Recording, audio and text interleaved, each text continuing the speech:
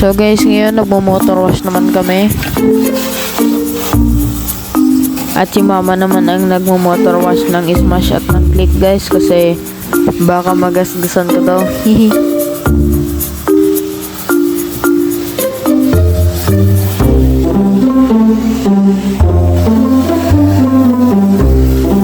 At ito naman palang water pressure nila guys, para siyang yung sa Pisonet guys na naglalaglag ng barya. So dito pala guys, by 5 piso is ano guys, 2 minutes and 59 seconds. So bali 3 minutes yun guys, no? So guys, at hawak ko rin pala ang susi ng Smash dahil ako yung pinagmaneho ng Smash para malinisan din.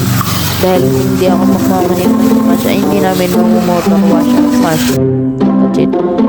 At yun nga guys, pagkatapos sa punan at banlawan ng mga motor ay pinatuyo na rin gamit ang pamunas. At ito naman ang backlight guys pagkatapos motor wash.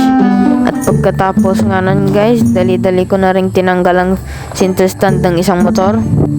So guys, pagkatapos nga namin mag-motor wash, ayan na, aalis na kami. So guys, hanggang dito lang pala ang video. Goodbye!